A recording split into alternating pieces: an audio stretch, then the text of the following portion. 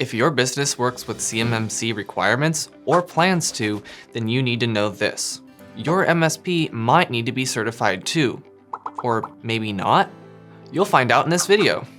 First things first, when we say MSP, we mean a managed service provider, an information technology partner who supports your business with tools, servers, monitoring, backups, basically your outsourced IT team.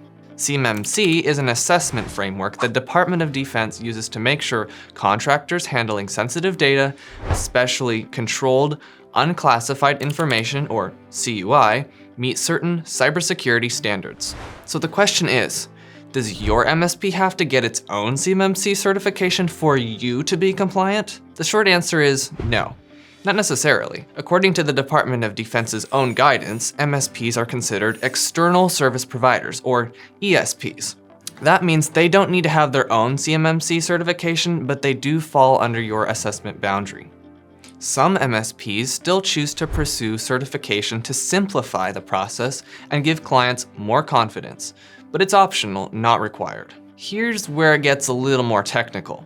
If your MSP stores, processes, or transmits controlled, unclassified information for you, they're in the scope as an ESP.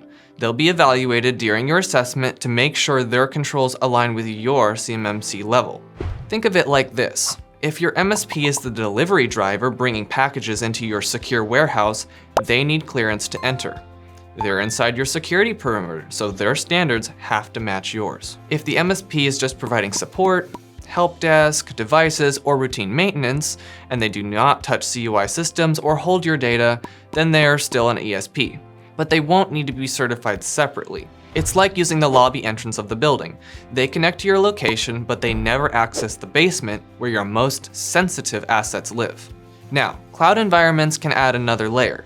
If you store CUI in the cloud provider must meet FedRAMP Moderate or an equivalent security baseline. Whether your MSP counts as the cloud provider depends on how your contract is structured. For example, if the MSP is merely administering a tenant you've licensed, they may not be the CSP. But if they're contracting with the CSP and modifying or reselling the service, then they may be considered the CSP. If the cloud tenant is licensed directly to you, the MSP isn't considered the provider. But if the MSP contracts and modifies the cloud service on your behalf, then they can be trusted as the provider, and they must meet FedRAMP or an equivalent standard.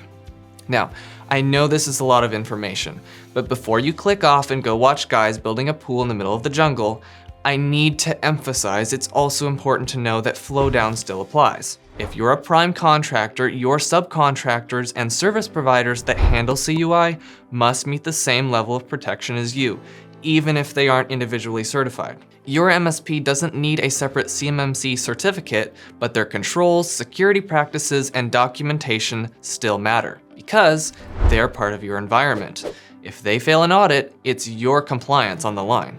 Now, it wouldn't be an HRCT video without a shameless plug at the end, so if you're still confused or want to know what we could do for you, then reach out through any of the links in the description. Thanks for watching. If this was helpful, give it a like and feel free to reach out with any questions.